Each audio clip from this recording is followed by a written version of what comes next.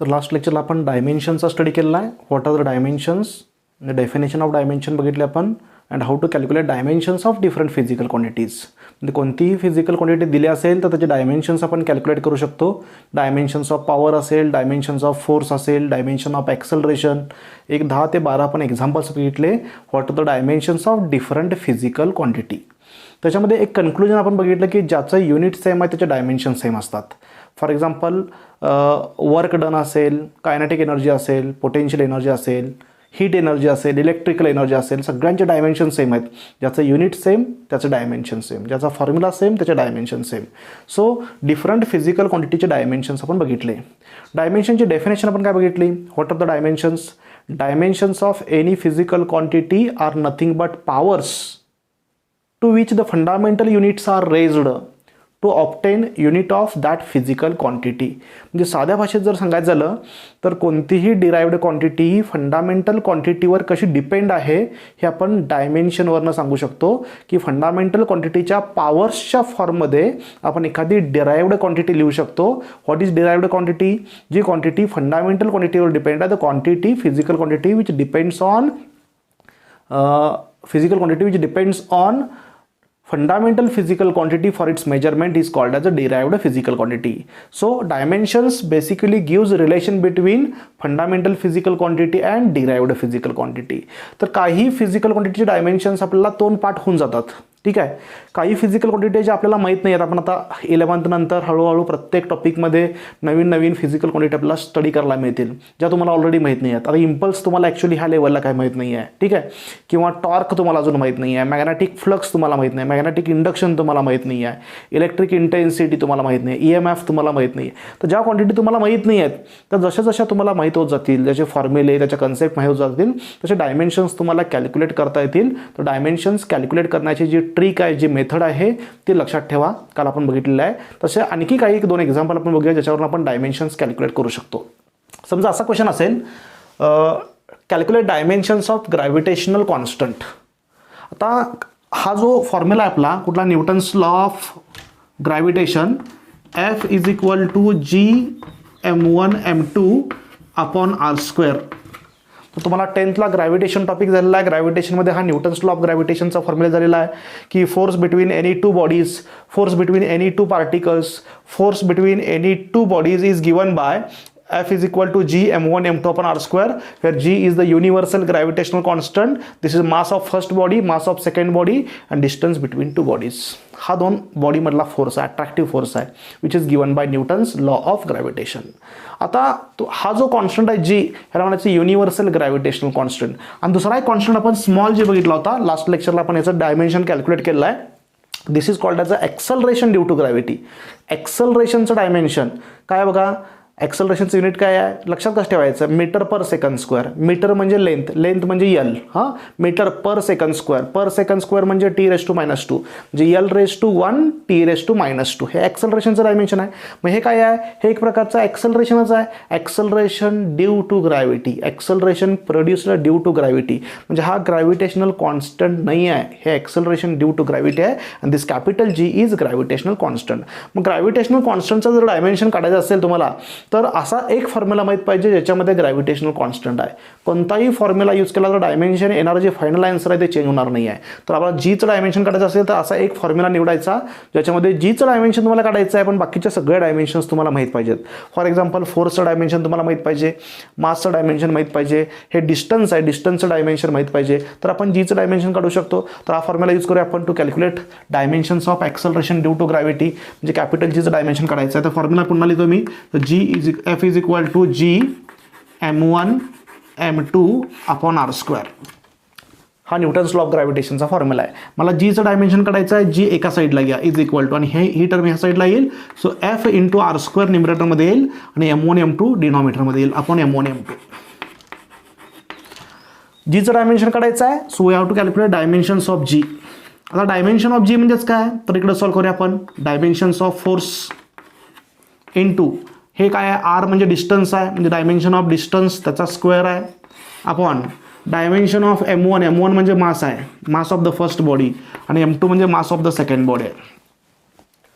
दोन्ही बाजूला डायमेन्शन घेतले आपण. ठीक आहे. इज इक्वल टू, आता फोर्सचं डायमेन्शन मात्र आपल्याला माहीत पाहिजे.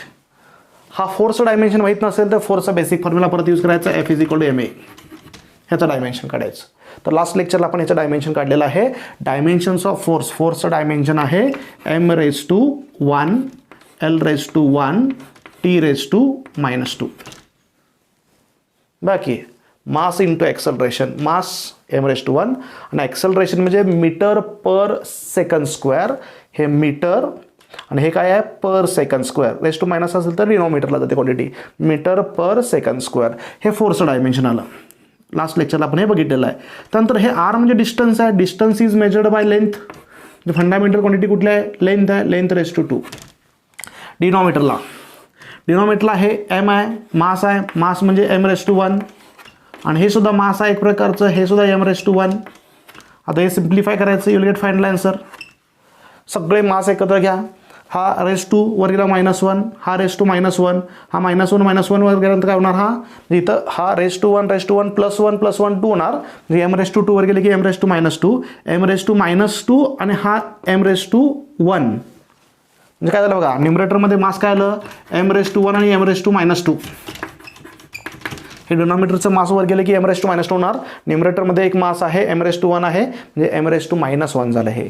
So M raise to -1. ठीक आहे. आता बघा यल कुठं आहे बघा, इथं यल नाही आहे, इथं यल नाही आहे, इथं यल रेज टू 1 आहे आणि इथं यल रेज टू काय आहे, एल रेज टू 1चा स्क्वेअर आहे. इथं यल रेज टू ॲक्च्युली 1 असतं, त्याचा स्क्वेअर आहे. यल रेज टू 1चा स्क्वेअर म्हणजे यल रेज टू 2 झाला. हा यल रेज टू 2 आणि हा यल रेज टू 1 म्हणजे यल रेज टू 3, म्हणजे एल रेज टू 3. अतिशय सिंपल कॅल्क्युलेशन आहे. आणि टाईम बघा, टाईम फक्त इथं आहे, बाकी कुठं टाईम नाही आहे, म्हणजे T raise to -2, T raise to -2. So this is the dimensional formula for gravitational constant.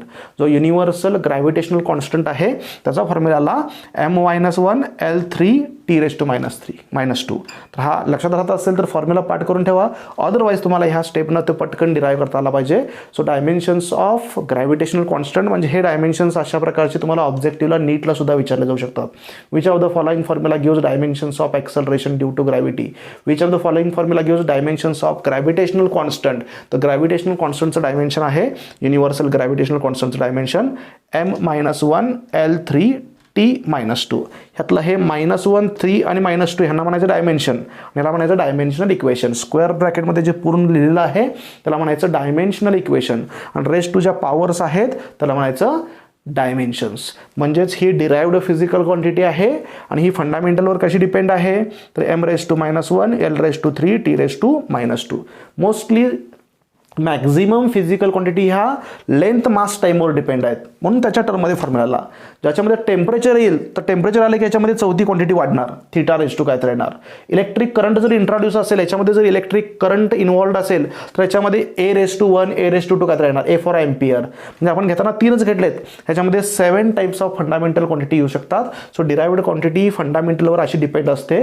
हे ग्रॅव्हिटेशनल कॉन्स्टंट आहे तो फक्त लेंथ मास टाईमवर डिपेंड आहे. 7 फंडामेंटल क्वांटिटी ज्या आहेत, length mass time temperature amount of substance luminous intensity आणि electric current, ह्याच्यामधले बाकीचे उरलेले जे 4 आहेत त्याच्यावर सुद्धा डिपेंड असेल तरी त्या आन्सर येणार. तो डिपेंड नसल्यामुळे इथं काय आलं फक्त हे 3 आलेले आहेत, M raise to 1 L raise to 3 T raise to -2. So these are the dimensions of gravitational constant.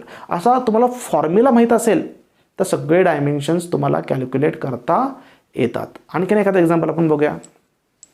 तर नेक्स्ट एक्झाम्पल बघूया आपण. कोणताही फॉर्म्युला घेऊया आपण, त्यातला एक डायमेन्शन्स आपण कॅल्क्युलेट करूया. तर 10thला तुम्हाला कोणते कोणते फॉर्म्युले झालेत, कोणते टॉपिक झालेत एक्झॅक्ट मला माहीत नाही आहे. ग्रॅव्हिटेशन हा टॉपिक होता, त्याचं एक्झाम्पल आपण आता घेतलेला आहे. तर एक फॉर्म्युला आहे विस्कस फोर्सचा. The viscous force experienced by the body while falling through the column of liquid. लिक्विडमधून समजा वॉटर आहे किंवा ऑइल आहे, ऑइलमधून समजा एखादी बॉडी आपण टाकली तर ती बॉडी स्लोली मूव्ह होते, एअरमध्ये फास्ट मूव्ह होते. वॉटरमध्ये जी बॉडी आहे ती बॉडी ज्यावेळी खाली जाते त्यावेळी स्लोली मूव्ह होते. त्या बॉडीवर अपवर्ड डायरेक्शनला एक फोर्स ॲक्ट होत असतो, that is called as a buoyancy force.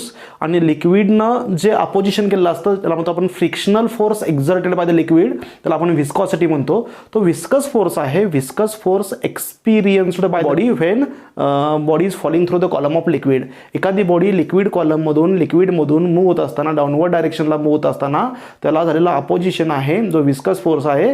That viscous force is given by F is equal to 6 pi F is equal to 6 pi इटा आर व्ही. तर हा एक फॉर्म्युला आहे, हा एक ॲक्च्युली फिजिक्समधला लॉ आहे.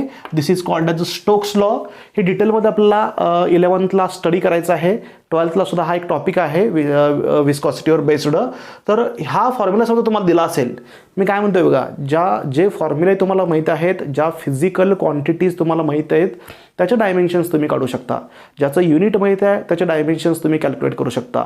जी क्वांटिटी पूर्णपणे तुमच्यासाठी अननोन आहे, ती क्वांटिटी काय तुम्हाला माहीतच नाही आहे, तर आपण डायमेन्शन्स काढू शकत नाही आहे. आणि त्यामुळे असं अननोन इक्वेशन तुम्हाला जर एक्झाममध्ये दिलं तर त्यातले नोटेशन्स मेन्शन असतात की ते काय काय दिलेलं आहे. ठीक आहे, त्याचे डायमेन्शन्स काही दिलेले असतात आणि एक काढायचं असतं. तर फॉर एक्झाम्पल हा क्वेश्चन तुम्हाला माहीतच नाही आहे, हा फॉर्म्युला तुम्हाला माहीत आहे, तुमच्यासाठी अननोन आहे. तर हा फॉर्म्युलामध्ये तुम्हाला क्वेश्चन जर विचारला तर असा विचारला जाईल की viscous force experienced by the body while falling through the column of liquid is given by F is equal to 6 pi eta RV. 6 pi eta RV. 6 pi is the constant. Eta is the coefficient of viscosity. हे mention आहे problem मध्ये. Eta is equal to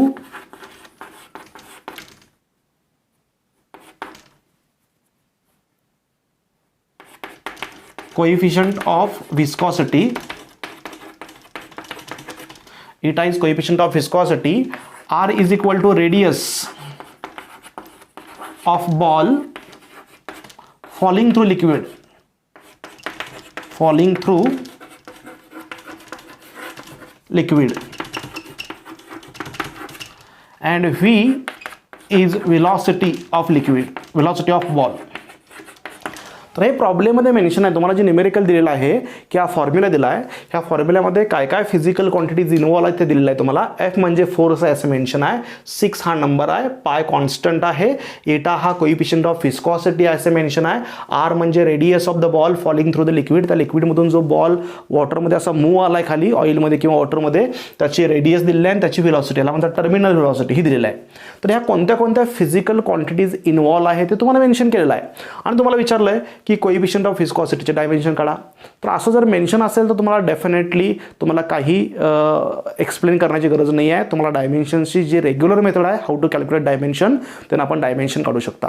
ठीक आहे, फक्त हे तुम्हाला माहीत नसेल की आर म्हणजे काय आहे, हा इटा म्हणजे काय आहे, तर तुम्हाला हे डायमेन्शन्स कॅल्क्युलेट करता येणार नाहीत. तर हा क्वेश्चन आपण इथं दिलेला आहे की हा एक फॉर्म्युला दिला आहे, viscous force experienced by the body while falling through the column of liquid is given by F is equal to 6 pi इटा आर व्ही. याला म्हणतात इटा, ग्रीक लेटर आहे, हळूहळू तुम्हाला हे माहीत होऊन जाईल. ठीक आहे, तर ह्या इटाचं डायमेन्शन काढायचं आहे, कोइफिशियंट ऑफ विस्कॉसिटी म्हणतात त्याला, त्याचं डायमेन्शन काढायचं आहे. तर आपण हा फॉर्म्युला यूज करूया, how to calculate dimensions of eta. इटाचं डायमेन्शन काढायचं आहे.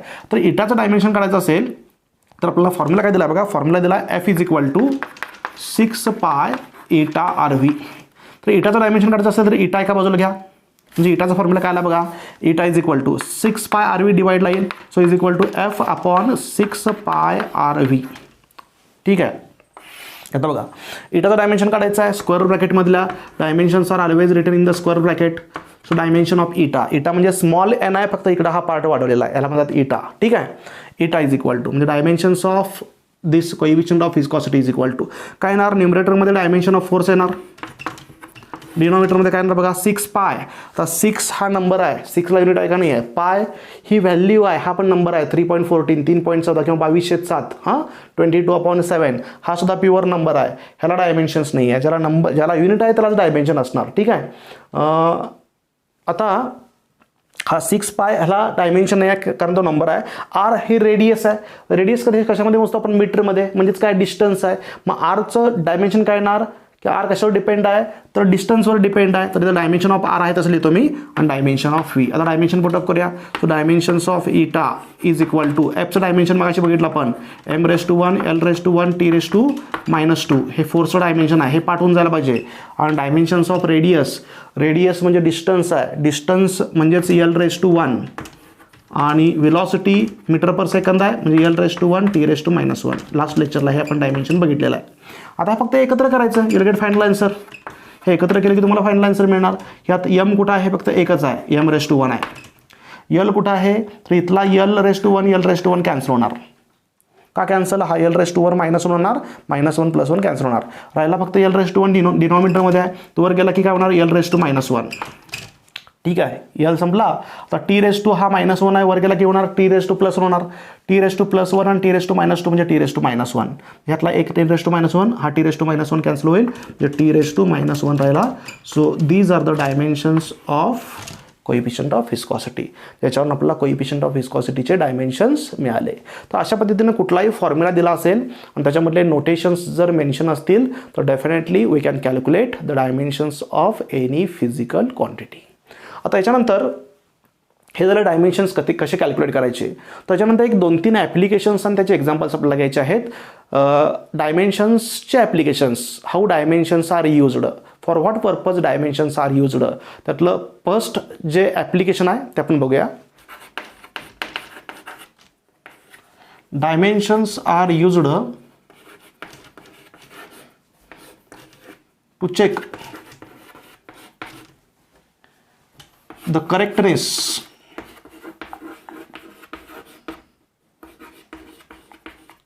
of physical equation. Dimensions are used. The dimensions of any physical quantity can be used to check the correctness of given physical equation. तर 3 applications आहेत. First application आहे dimensions are used to check dimensional correctness of any physical equation. म्हणजे जे mathematical equation आहे, म्हणजे physics किंवा सायन्समधले जे equations आहेत, लॉज आहेत, for example Newton's law of gravitation आहे, इलेक्ट्रोस्टॅटिक्समधला कुलम्स लॉ आहे, आर्किमिडीज प्रिन्स, जे फॉर्म्युले आहेत फिजिक्समधले किंवा केमिस्ट्रीमधले, सायन्समधले, ते फॉर्म्युले डायमेन्शनली करेक्ट आहेत का नाहीत ते चेक करण्यासाठी आपण डायमेन्शनचा यूज करू शकतो. ठीक आहे. सेकंड ॲप्लिकेशन आहे dimensions are used to find conversion factor of a physical quantity in different systems of unit. एकाच फिजिकल क्वांटिटीचं वेगवेगळ्या सिस्टीम ऑफ युनिटमधला जो कन्वर्जन फॅक्टर आहे तो कन्वर्जन फॅक्टर कॅल्क्युलेट करण्यासाठी आपण डायमेन्शनचा यूज करू शकतो. फर्स्ट ॲप्लिकेशन काय आहे, dimensions are used to check the correctness, इथं आपण असं म्हटलं चालतं, dimensional correctness of a physical equation. एखादं फिजिकल इक्वेशन डायमेन्शनली करेक्ट आहे का नाही आहे ते चेक करण्यासाठी आपण डायमेन्शनचा यूज करू शकतो. सेकंड ॲप्लिकेशन सांगितलं आपण काय, dimensions are used to find the conversion factor of a physical quantity in different systems of unit. म्हणजे एकाच फिजिकल क्वांटिटीचा वेगवेगळ्या सिस्टीममध्ये कन्वर्जन फॅक्टर काय आहे. For example 1 newton is equal to 10⁵ dyne आहे. तर न्यूटन हे MKS युनिट आहे. ठीक आहे, आणि म्हणजे SI युनिट आहे, आणि डाईन हे CGS युनिट आहे. तर MKS CGS मध्ये कन्वर्जन करण्यासाठी काय करावं लागेल, 1 न्यूटन म्हणजे 10⁵ डाईन आहे, तर 10⁵ मल्टिप्लाय करावं लागेल.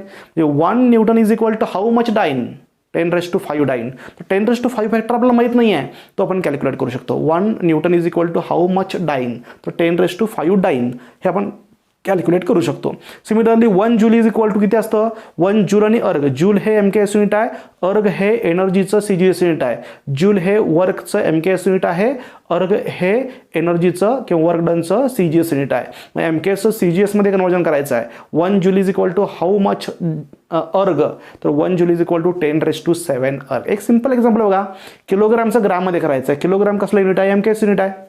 मास is measured in kilogram, mass is also measured in gram. मग किलोग्रामचं ग्राम करायचं आहे. तर तुम्हाला माहित आहे की 1 kilogram is equal to 10⁵ gram. 1 kilogram is equal to 1000 gram आहे. 1000 म्हणजे किती, 10⁵. तर 1 kilogram is equal to how much gram मला माहित नाही आहे, तर ते मी कॅल्क्युलेट करू शकतो बाय युझिंग डायमेन्शन. म्हणजे डायमेन्शनचं सेकंड ॲप्लिकेशन आहे to find the conversion factor of a physical quantity in different systems of unit. आणि तिसरं एक ॲप्लिकेशन आहे डायमेन्शन्स आर युज्ड. हे जे डायमेन्शन्स आपण कॅल्क्युलेट करतो याचा तिसरा यूज काय आहे, dimensions are used to find relation between different physical quantities. आपल्याला एक्झॅक्ट रिलेशन माहित नाही आहे, जे कायनेटिक एनर्जीचा फॉर्म्युला मला माहित नाही आहे, पण कायनेटिक एनर्जी मासवर डिपेंड आहे आणि कायनेटिक एनर्जी व्हेलॉसिटीवर डिपेंड आहे, एवढं मला माहिती आहे. कायनेटिक एनर्जी मास आणि व्हेलॉसिटीवर डिपेंड आहे. तर ती कशी डिपेंड आहे मासवर, m² ला डायरेक्टली प्रोपोर्शनल आहे का m ला डायरेक्टली प्रोपोर्शनल आहे का m ला इन्व्हर्सली प्रोपोर्शनल आहे, ते सगळा एक्झॅक्ट फॉर्म्युला आपण काढू शकतो. So dimensions are used to find relation between different physical quantity. Different physical क्वांटिटीमधलं रिलेशन कॅल्क्युलेट करण्यासाठी आपण डायमेन्शनचा यूज करू शकतो. हे 3 जे ॲप्लिकेशन सांगितले ते 1 बाय 1 आपण एक्झाम्पलनं एक्सप्लेन करूया. म्हणजे प्रत्येकाचे एक्झाम्पल दिले की तुम्हाला हा पॉईंट क्लिअर होईल. पण स्टेटमेंट लक्षात ठेवा, what are the applications of dimensions. तर पहिलं ॲप्लिकेशन काय बघितलं आपण, dimensions are used to check the correctness of any physical equation. तर हे जे ॲप्लिकेशन्स आहेत ह्याच्यावर बेस्ड नीटला क्वेश्चन असू शकतो. एखादं मोठं इक्वेशन दिलं आहे आणि त्यातलं एका फिजिकल क्वांटिटीचं डायमेन्शन काढायचं आहे, तर ह्यातली कन्सेप्ट यूज करून ह्या मेथडनं आपण काय करू शकतो, ते आन्सर कॅल्क्युलेट करू शकतो. आता आपल्याला फक्त करेक्टनेस पहिला बघूया. करेक्टनेस काय बघा, how to check the correctness of given physical equation. समजा असा क्वेश्चन विचारला, समजा असा क्वेश्चन दिला आहे, check the dimensional correctness of the equation, check the dimensional correctness of the equation s is equal to ut plus half at square. Check the dimensional correctness. याच्यानंतर आपल्याला 1-2-3 conclusion महत्त्वाचे घ्यायचे आहेत. तर हा पॉईंट बघा, ह्याचं एक्झाम्पल घेऊया आपण. असा क्वेश्चन दिला आहे, एक न्यूमेरिकल दिलं आहे, check the dimensional correctness of the equation S is equal to UT plus half eighty square. तर हे सायन्समधलं एक इक्वेशन आहे, S is equal to UT plus half eighty square. This is called as a second kinematical equation. 10thला मला वाटतं तुम्हाला झाला असेल, नसेल तर 11thला परत आहे, 12thला आपल्याला बघायचं आहे. Kinematical equation, this is called as a kinematical equation. S is equal to UT plus half eighty square. तर ह्या इक्वेशनमध्ये हा जो एस आहे, S is called as a distance covered, the displacement of the body. ही displacement of the body आहे. U म्हणजेच काय, initial velocity of the body. T म्हणजेच काय, टाईम. समजा एखादी बॉडी आहे, ह्या बॉडीचा इनिशियल स्पीड आहे, सुरुवातीला स्पीड आहे यू, ठीक आहे, आणि ह्या बॉडीचा स्पीड चेंजवाला आहे, व्हेरीवाला आहे. कॉन्स्टंट स्पीडनं, कॉन्स्टंट ॲक्सलरेशननं बॉडी मूव्ह आली, स्पीड कॉन्स्टंट रेटनं वाढायला आहे, स्पीड वाढत चालला आहे. तर टी इतक्या टायमिंग नंतर ही बॉडी समजा इथं आली, कुठं आली, तर इथं आल्यानंतर ह्याची व्हेलॉसिटी झाली व्ही, आणि डिस्टन्स किती कव्हर केलं आहे, तर हे डिस्प्लेसमेंट जे आहे ती एस आहे. टी टायमिंगमध्ये बॉडीचं डिस्प्लेसमेंट किती झाली, एस, त्याची इनिशियल व्हेलॉसिटी यू होते आणि फायनल व्हेलॉसिटी व्ही आहे, ठीक आहे. तर हे कॅल्क्युलेट करण्यासाठी आपण S is equal to UT plus half eighty square हे कायनॅमॅटिकल इक्वेशन यूज करतो. हे कायनॅमॅटिकल इक्वेशन कसं आलं, त्याचं डेरिव्हेशन वगैरे आपल्याला 11वीला पुन्हा एकदा बघायचं आहे नेक्स्ट टॉपिकमध्ये. आता हे एक इक्वेशन तुम्हाला दिलं आहे. क्वेश्चन काय दिला आहे, check the correctness of this physical equation. म्हणजे तुम्ही कधी चेक करू शकता, तर ह्या इक्वेशनमधल्या प्रत्येक फिजिकल क्वांटिटीचं डायमेन्शन्स तुम्हाला माहीत असेल किंवा दिलेलं असेल तर तुम्ही हे चेक करू शकता whether this equation is correct or wrong. हे करेक्ट आहे का रॉंग आहे ते तुम्ही कॅल्क्युलेट करू शकता. मग कसं करायचं, तर एक दोन टेक्निक आहेत, 2 वेगवेगळ्या मेथड्स आहेत. पहिली सिंपल मेथड कुठली, ह्या इक्वल टूच्या एका साईड, म्हणजे ही RHS आहे आणि ही LHS आहे, ठीक आहे. तर RHS आणि LHS दोन्हींचे डायमेन्शन सेम येत असतील, dimensions of LHS is equal to dimensions of RHS, तर ते इक्वेशन डायमेन्शनली करेक्ट असतं. ह्या साईडचे डायमेन्शन आणि ह्या साईडचे डायमेन्शन सेम असतील तर ते इक्वेशन फिजिकली करेक्ट असतं. So if the dimensions of both sides of equation are correct then dimension is physically or dimensionally correct, equation is dimensionally correct. दुसरी मेथड कुठली, तर यातल्या प्रत्येक टर्मचं सेपरेट डायमेन्शन काढायचं. म्हणजे कुठलं टर्म म्हणजे काय, तर प्लस आणि मायनसनं सेपरेट झालेला. इथं मल्टिप्लिकेशन आहे, म्हणजे ही वेगळी टर्म नाही आहे, ही सगळी मिळून एक टर्म आहे. याच्यामध्ये टर्म कुठल्या बघा, तर ही एक टर्म झाली, ही दुसरी टर्म झाली आणि ही तिसरी टर्म झाली. ह्या टर्मचं डायमेन्शन, ही सगळी मिळून एक टर्म आहे आणि ही सगळी मिळून एक टर्म आहे. ह्या तिन्ही टर्मचं डायमेन्शन सेपरेटली काढायचं आणि तिन्ही टर्मचं डायमेन्शन जर सेम असेल तर ते इक्वेशन डायमेन्शनली करेक्ट असतं. आपण एक पहिलं एक्झाम्पल आहे ते दोन्ही मेथडनं बघूया आणि याच्या पुढचे एक्झाम्पल तुम्ही फर्स्ट कुठल्याही मेथडने यूज केला तरी चालेल. तर इथं आपण हे बघूया, how to solve this equation, how to check the correctness of this equation. Method 1.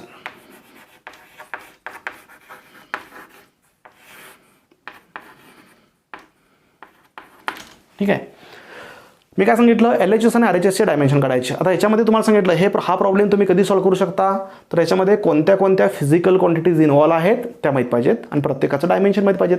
तर सुरुवातीला आपण ते लिहूया. ह्याच्यात काय काय आहे, हे एस आहे. एस म्हणजे काय आहे, डिस्प्लेसमेंट आहे. मग डिस्प्लेसमेंट कशात मोजतो आपण, मीटरमध्ये. मीटर म्हणजेच काय, L⁻⁴. तर एसचं डायमेन्शन L⁻⁴. ठीक आहे.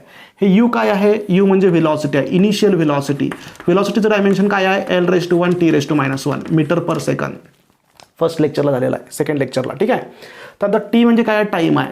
सो टी टाईम आहे, टाईम फंडामेंटलच आहे म्हणजे T⁻⁴. फंडामेंटल असेल तर डायरेक्ट नोटेशन लिहायचं.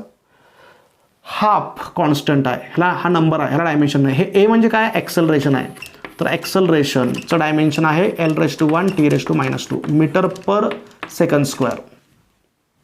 Metre per second square. ठीक आहे. आणि हा टी आपण ऑलरेडी घेतलेला आहे. ज्याच्यामध्ये 4 डिफरंट फिजिकल क्वांटिटीज इन्व्हॉल्व आहेत. प्रत्येकाचे डायमेन्शन दिले मी आता. ठीक आहे. आता नेक्स्ट काय येणार पुढं डायमेन्शन्स ऑफ LHS.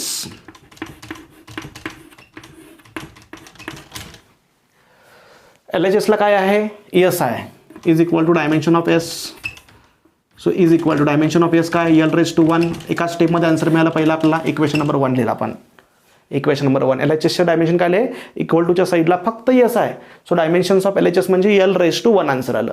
आता डायमेन्शन्स ऑफ RHS काढायचं आहे. So dimension of RHS is equal to. ठीक आहे. RHS ला काय बघा हे पूर्ण टर्म RHS ला आहे. ठीक आहे. हे RHS आहे पूर्ण. RHS म्हणजे डायमेन्शन ऑफ U, त्याला मल्टिप्लाय काय dimension of T UT plus हे डायमेन्शन हा आपला तर डायमेन्शन नाही आहे हे सोडूनच द्यायचं. ए आलं फक्त डायमेन्शन ऑफ ए आणि जर टी स्क्वेअर आहे म्हणजे डायमेन्शन ऑफ टी आणि त्याचा परत काय स्क्वेअर. आता व्हॅल्यू पुटअप करूया. सो इज इक्वल टू यूचं डायमेन्शन काय आहे मीटर पर सेकंद म्हणजे L⁻1 T⁻1. ह्या टीचं डायमेन्शन काय आहे T⁻1 प्लस एचं डायमेन्शन काय आहे L⁻1 T⁻2 metre per second square आणि टीचं डायमेन्शन काय आहे T⁻1 आहे त्याचा स्क्वेअर म्हणजे T⁻2 डायरेक्टली तुम्ही T⁻1चा स्क्वेअर म्हणजे T⁻2. ठीक आहे. आता इज इक्वल टू मल्टिप्लिकेशनला घातांकाची बेरीज होते पॉवरची ॲडिशन होते. ठीक आहे. इथं L नाही आहे इथं L⁻1 आलं फक्त म्हणजे L⁻1 आणि हे T⁻2 +1 -1 कॅन्सल होणार ना म्हणजे T⁻0 म्हणजे L⁻1 झाला प्लस.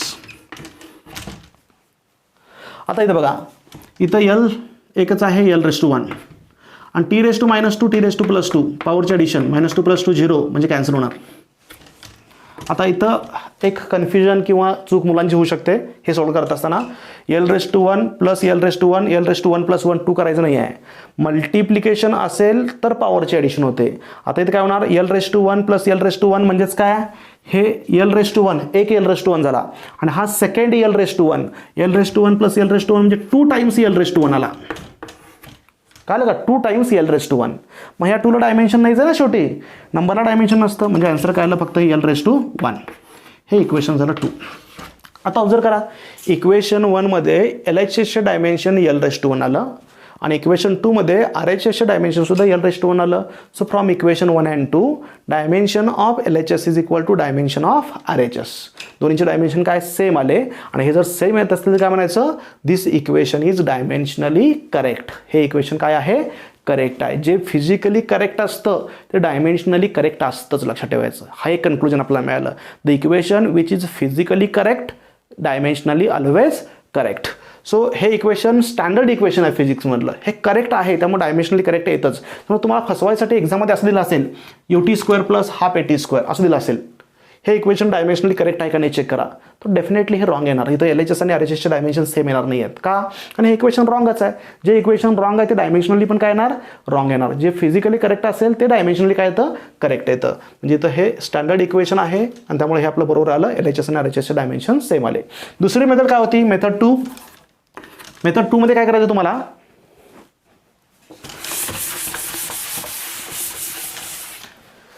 ही फर्स्ट मेथड LHS आणि डायमेन्शन LHSचे डायमेन्शन आणि RHSचे डायमेन्शन सेम आहे ते दाखवायचं. ते सेम असतील तर given equation is dimensionally correct. ते सेम नसतील गिवन इक्वेशन इज डायमेन्शनली रॉंग असं आपल्याला फायनल कन्क्लुजन लिहायचं आहे. आता सेकंड मेथडमध्ये तुम्हाला काय सांगितलं प्रत्येक टर्मचं डायमेन्शन काढायचं. आता यातली ह्या इक्वेशनमधली पहिली टर्म कुठली आहे तर ही पहिली टर्म आहे. ठीक आहे.